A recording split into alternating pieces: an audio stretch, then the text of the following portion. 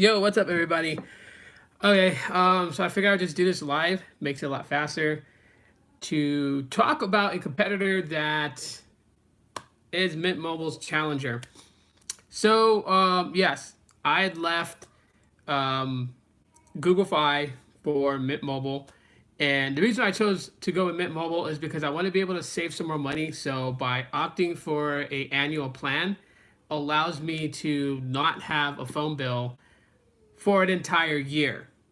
And So, anyways, last night on Periscope. Oh no, my little guy's over there crying. But anyways, so last night I came across what was talking about Mango Mobile. Okay, and I'd never heard of Mango Mobile before, and I may try them just to see like how the whole aspect of the carrier is, because they pretty much use T-Mobile just as Mint Mobile does. So as far as like network connection, it should be about the same depending on how much of the network T-Mobile allows them to have access to. But I want to see how their customer service is, if dealing with things. So I may do what I normally do with different carriers, which is that I contact their customer service and kind of play off an issue and see just how well they handle the situation.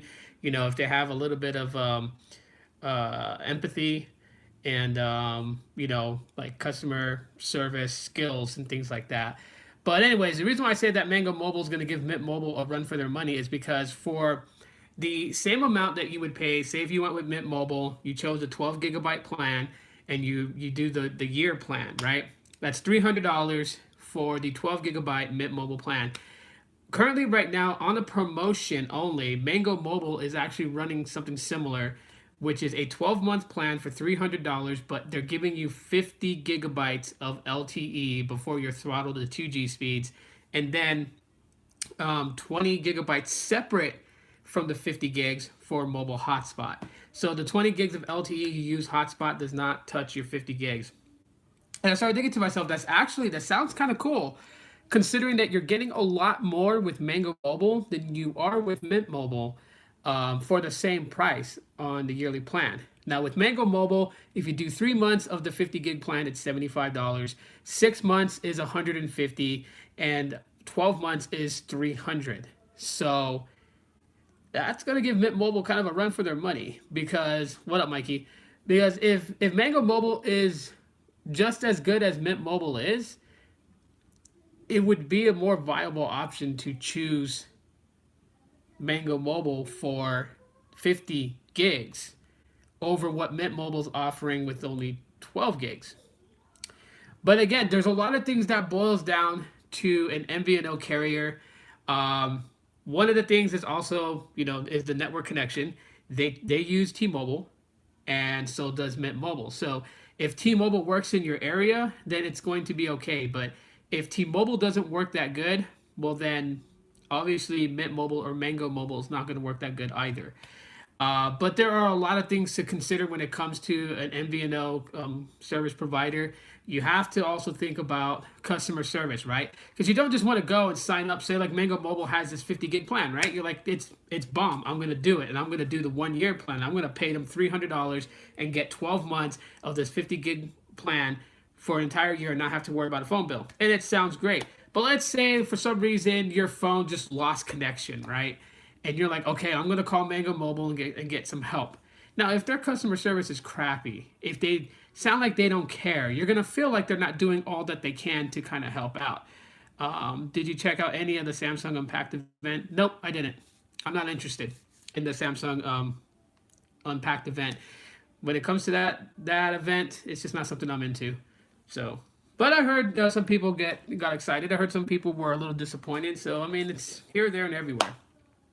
But anyhow, yeah, if the customer service of Mango Mobile is just trash, then what was the point of signing up with a company that's going to treat you like crap? So those are some of the things that I think that when you're deciding what provider to go with is something you have to take into consideration besides the plan. I mean, they're going to wow you with everything. And that's one thing that I said on Periscope last night on the live stream.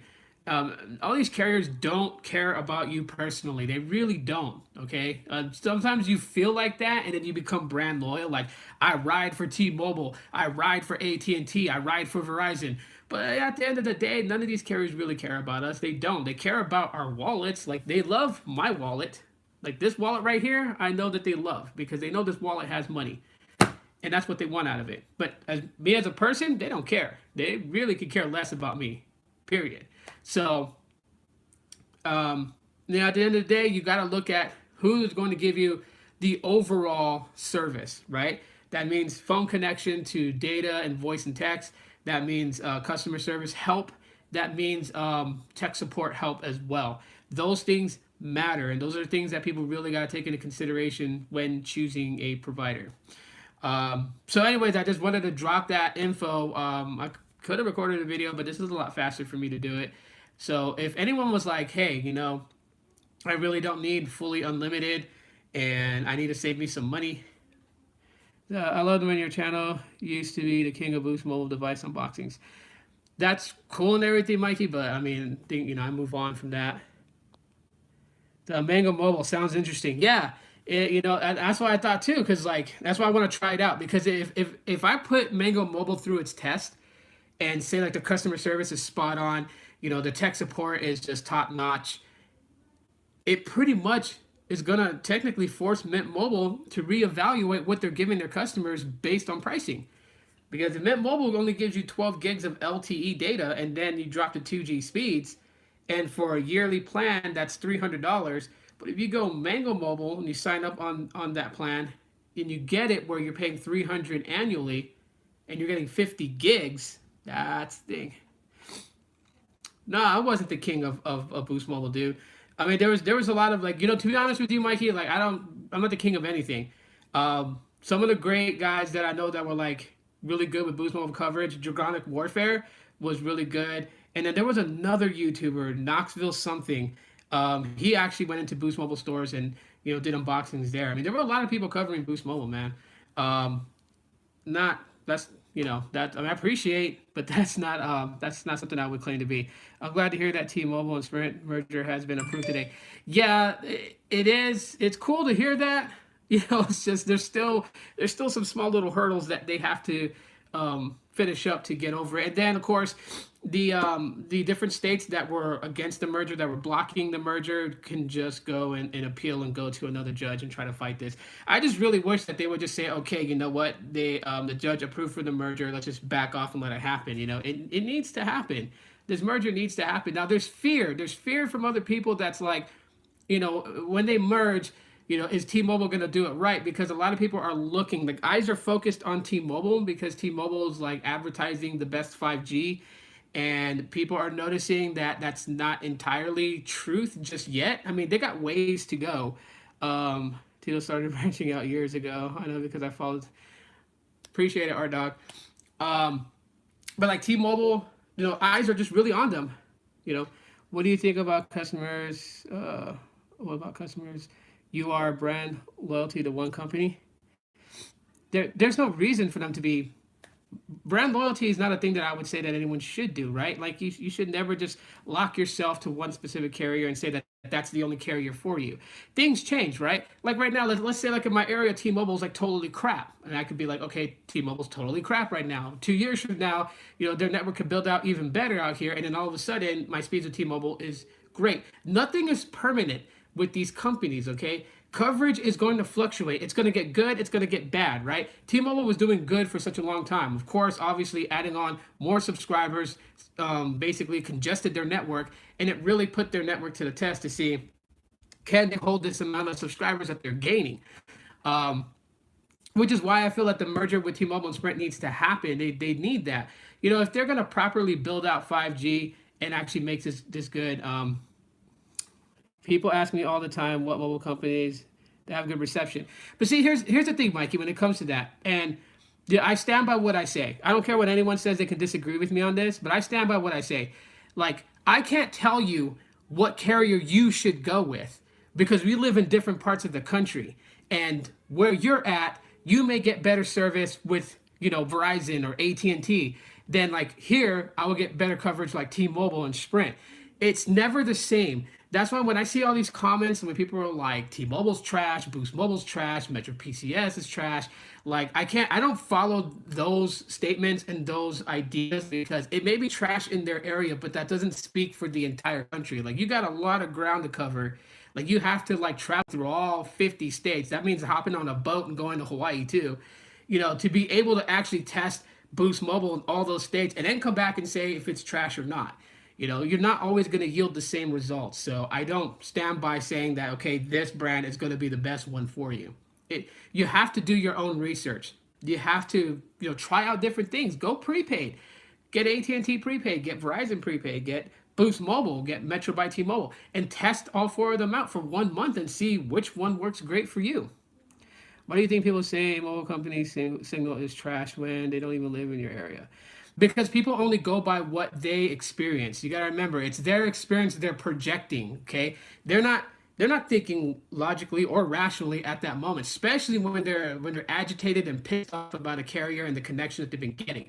So like if they've been like getting maybe like 1 megabit per second download and it's just so frustrating and aggravating, and they're going to find out what's wrong with it, and they come across a video where someone says that carrier is good, they're going to comment, they're trash, don't go with them. Of course, they're going to feel that way because they're agitated. But I mean, that's what it is. Like no one stops to think how these networks work. I mean, if everyone had Sneed's knowledge in how networks were built out, then people wouldn't be thinking that way. But, not everybody is, like average consumers are not ones that automatically know how all these things work. Okay, they only know what they hear from us on YouTube, what they hear or read from like their favorite publications, and what their friends tell them, the backyard know-it-alls that tell them this and that may be correct or may be wrong. That's all they know. Like they don't know anything else beyond that. So, and I don't blame them. I don't give them grief for it. I don't say that they're bad people or anything like that. They just don't know. Do you tell people don't listen to content creators why would I do that? Like that's like creating online drama. And the one thing that I don't like and don't get involved in is YouTube drama. Like if another, and you know what, there's been content creators who have given out incorrect information. I don't say anything. And the reason why is because I don't give like I give out if I gave out wrong information, right? I would want someone to say, hey, you're wrong. And it has happened before. I have missaid something or have misunderstood something, and then someone's come on and commented and said, dude, you got that wrong. And sometimes they may be trolling and trying to get me agitated, and I know that's when they do that. But fact is that no one's perfect. I tried a lot of them. Can't say I know it's a huge difference. So yeah, I'm not worried about what people say about signal coverage and what their perception is and what their preference is. Like everybody's got an opinion. So some people may think that AT&T is crap. Some people may love them. Some people hate Verizon. Some people love them. It's a thing. We're not all supposed to be on the same thing. We're all supposed to like and dislike different things, and it doesn't make us right or wrong, left or right, good or bad. It doesn't do any of that. Like I don't like the fragmentation to that sense, right? I like when people think differently. I do like when people disagree with me. Like one of the things that I love is when people will disagree in the comment section of something that I said and then actually like take the time to type out a long paragraph as to why. I love reading those. I never take those things as like personal attacks. I take those things as gaining another perspective from somebody else. And it lets me see how other people see things. And that's always a good thing. At the end of the day, people are going to like what they like. And that's what I always try to project is like what you like. My videos are not to influence you and say, you have to like this. Like the X6 from New Mobile, right? I may look at it and think it's a great budget device. Somebody else might say it's a crappy device. What do you think about a content creator who gives out BS info on a mobile company or doesn't do research before they open their mouth? Who knows? There's a lot of reasons that those things happen. They're not always intentionally bad. Maybe somebody got excited about info that they heard about a particular company and they raced to YouTube to try to get that info out. And maybe the info that they got it from was incorrect. I mean, these things happen. Like some content creators, they rush to hot print is what I call it. It's like they hear a rumor about something. They want to be one of the first to say it because again, in this in this community, there are those who are like really super dedicated to their YouTube channel, and one of the ways of gaining a subscriber, gaining viewership and things like that is by providing information as soon as possible. Um, so I don't judge people and really say up front like, oh, you're giving misinformation because you're trying to lie to me or anything like that. Now, if their channel is built up on that, like you look at their channel and there's like over 1,000 videos and every video has been misinformation and just like what I consider to be like clickbait just to get people to click. Well then, yeah, but that person's gonna get called out by this community, and this community is unforgiving to BSers. Creator make mistakes just like everyone else. I don't overreact to it. Yeah, but if it's intentional stuff, this community will flame the hell out of them. I'll say that up front because I've seen it done before. I've seen somebody start a YouTube channel about tech, make up some fabricated information, and then all of a sudden, like the community just caught on to the video, and yeah, that person got a lot of views. The dislikes matched the amount of views that the video got. They got flamed really, really, really bad. And that can happen. So you've got to be careful if you're a content creator and you're making videos. You got to be like, I would say at least be transparent. Like if you're not 100% sure, then say it. People are not gonna get superly mad at you if you say I don't know everything, because like I say it, I don't know everything. So what you're saying is they want to try and be the first to leak out the info on a certain mobile device or tech info before other YouTubers. Most do. Most do. But again, like I can't say 100% that is their intention because I'm not in their head. Right? Just like I'm not in your head and I'm not in anybody else's head to say exactly what their intentions are. But one thing that I do know that happens within this community that is to say average blanket all across the entire tech community on YouTube is that everybody does want to get first to get information out, right? Like if example of New Mobile gave me the X6 and gave Sneed the X6 and Carlos the X6 and RFK the X6 and Art Dog the X6. If I got mine before them, yes, I'm going to want to go and get my unboxing up on YouTube as soon as possible. It's a race to it. Now, it's not a race to just say like, I want to crush other people's channels. But you do want to gain that viewership, especially if you are partnered with YouTube and you're monetizing your videos and things like that. Your channel depends on views, and there are certain ways you can get views. There are ways that people say is kind of a dirty way to do it, and then there's ways that are pretty much legit. There's the algorithm that you have to beat. There's the relevancy of your channel. There's all kinds of things that are involved in that, and that content creators who pay attention to their analytics pretty much know how to work their way around. Yo, Ronaldo, what's up, man? Yeah, I don't know. This video completely shifted from Mango Mobile to like content creators and YouTubers because Mikey's asking questions about that. But yeah, if you watch the replay, you'll hear about Mango Mobile to be challenging Mint Mobile with a promotional plan of giving you 50 gigabytes of LTE plus 20 gigabytes of LTE hotspot for either 75 for 3 months, 150 for 6 months, and $300 for 12 months bulk plans, which pretty much like overkills Mint Mobile.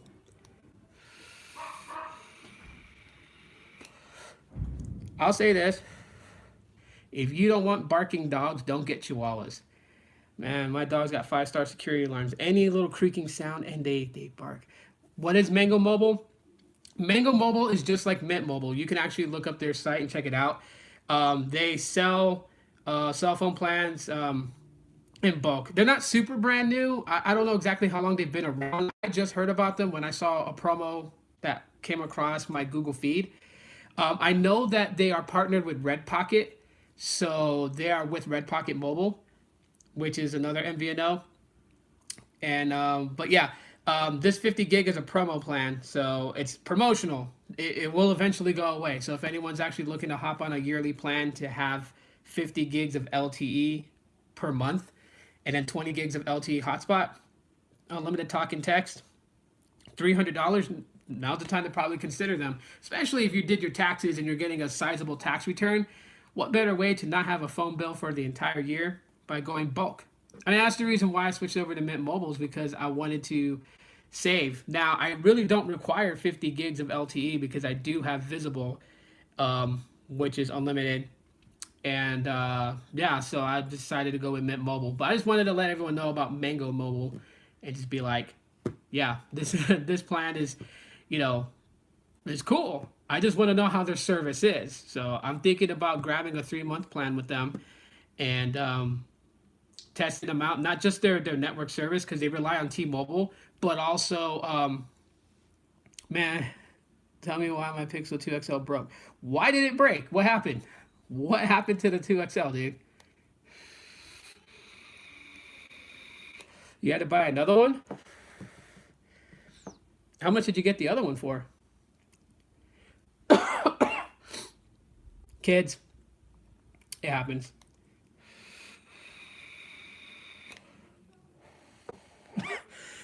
I'm getting over the flu. 199? Not bad. Not bad at all. I've seen people selling Pixel 2 XL, especially the Panda version. They're selling them for like 300 still. 128 gig. Yeah, that's not bad at all. Yeah, I'm like fighting the flu, which sucks because I'm at that. Do you got the Panda edition? Dope. That's dope. I always wanted the Panda edition. But like everyone that sells one nearby me, because I go through OfferUp so I can meet the person, hold the phone, and actually, am I getting the S20 Ultra? No, no, man. I got 5 kids. I don't got that kind of money to drop on that phone. No way. Was the Pixel 2 XL the one with the screen issues at first?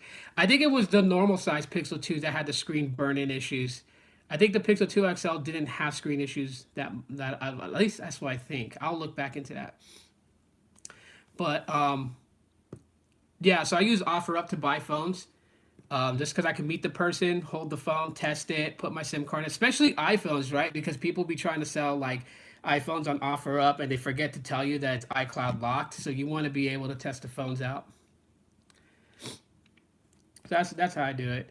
But yeah, no, I mean, I know today was the Unpacked event. People are talking about it. I'll be honest, I didn't watch the Unpacked event.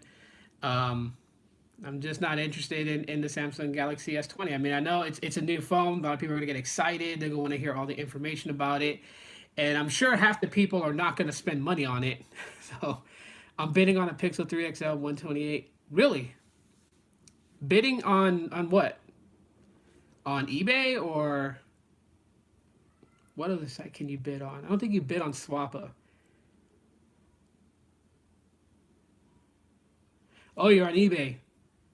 Yeah, bidding wars are funny, man. It's like the moment you plug in a number that tops the last person's bid, it's like not even a minute later, their bid goes up. You always buy off eBay. I've always been weary about it because like I've seen people get ripped off, but I've always seen them get ripped off when it comes to iPhones, right? Like when I see an eBay scam video on YouTube, it's usually always an iPhone. Like someone bought like the latest new iPhone, and when they open the box, it's like it's a digitizer screen of for the iPhone and like an iPhone case. So I don't know exactly, LOL. But yeah, I mean, I don't know. I've never really bidded against anybody for an item. I always just go with the buy it now.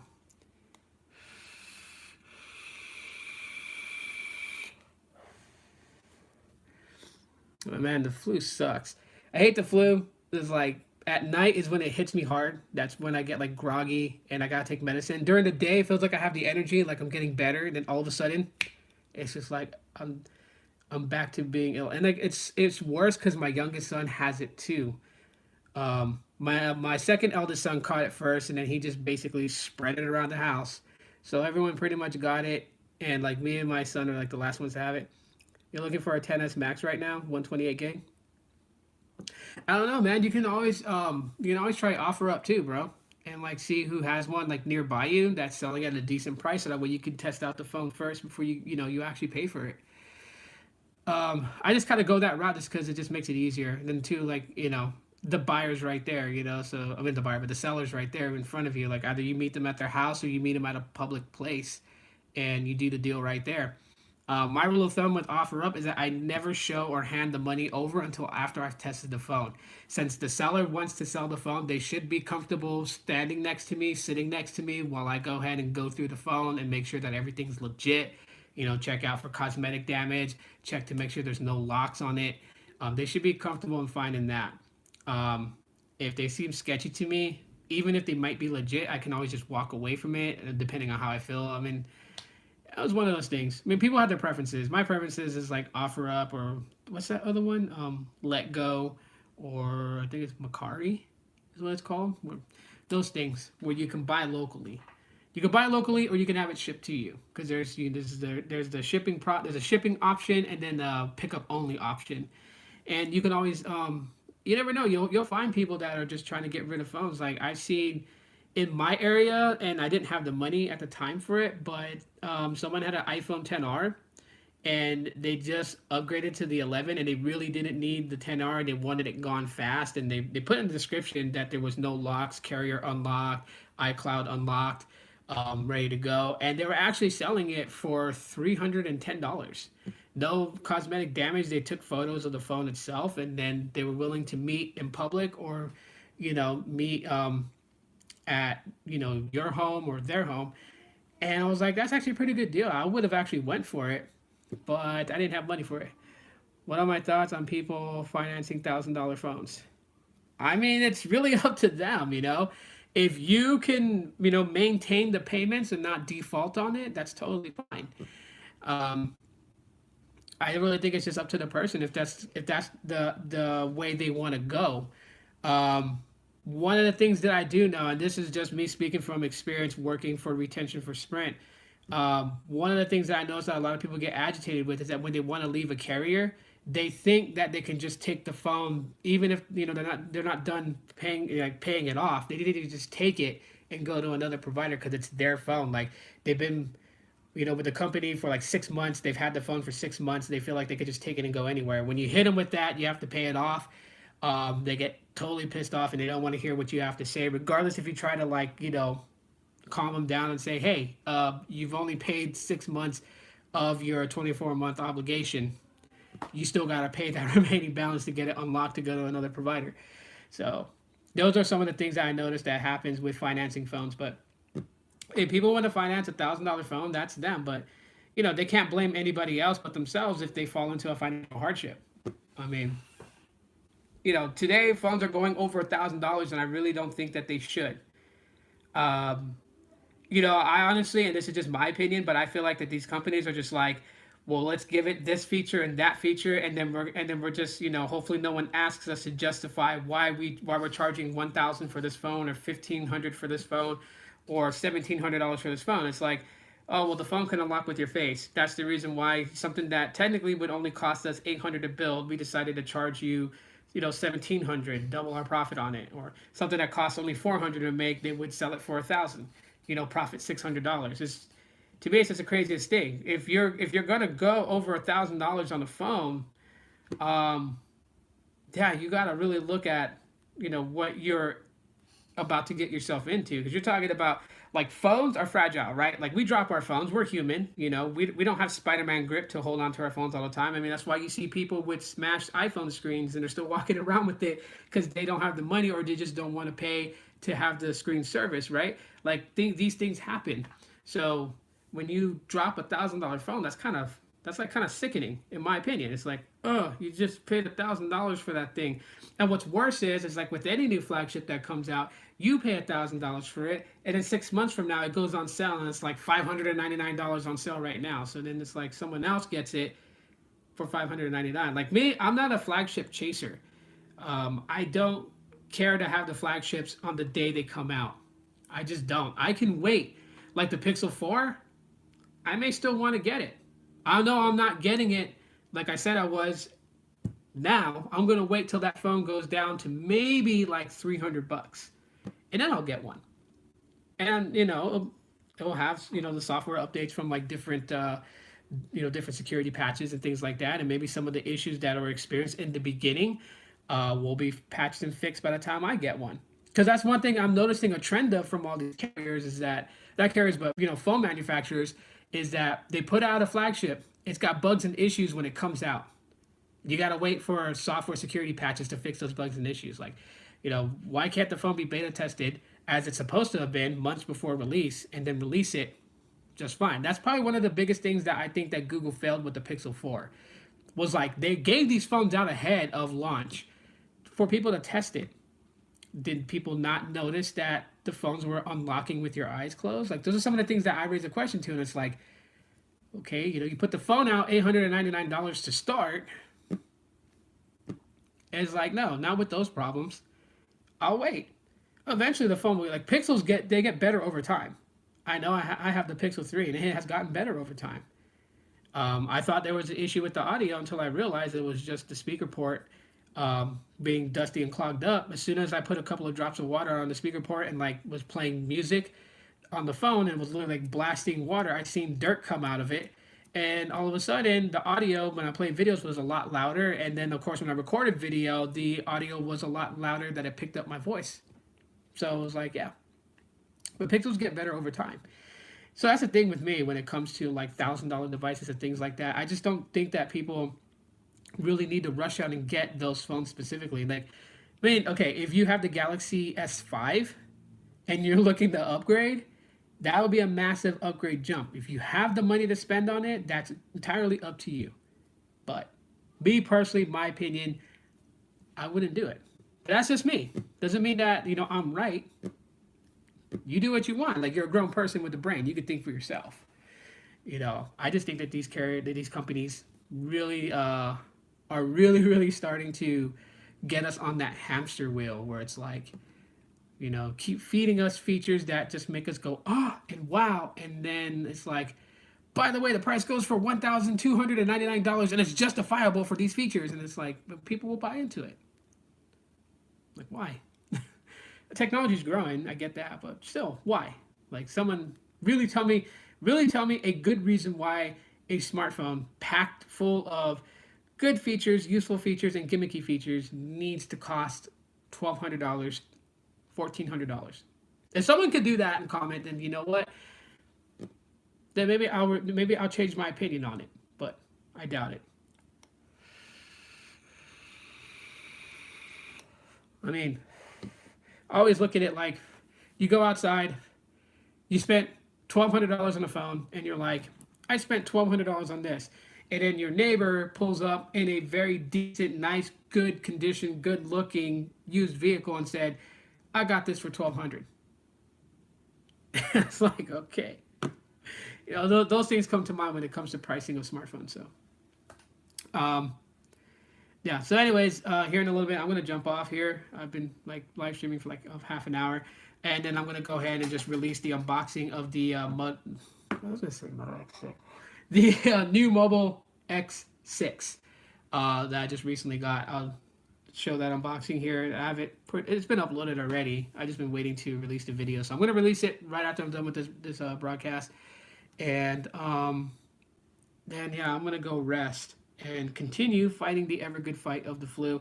So I do want to thank everybody that came in this live stream and hung out and chatted, and I do appreciate the 4 likes. I don't stream very often, so I don't expect massive crowds of people to be in here watching the live streams.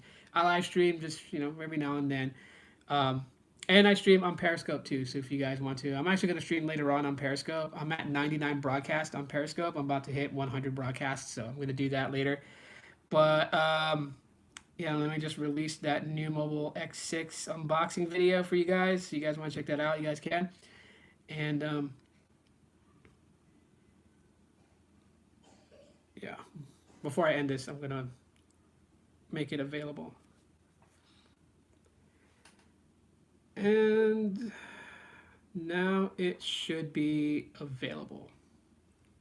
So if you guys got notifications turned on, and you guys will probably get notified that the video went live. But all right, guys, thanks for hanging out with me. I really appreciate it. I'm going to jam out. And yeah, you guys stay safe. Protect yourself from the flu. The flu is going around like 5-star security alarm. Someone came here. I'll wait for them dog to shut up. Okay, yeah. That's it right now, guys. Talk to y'all later.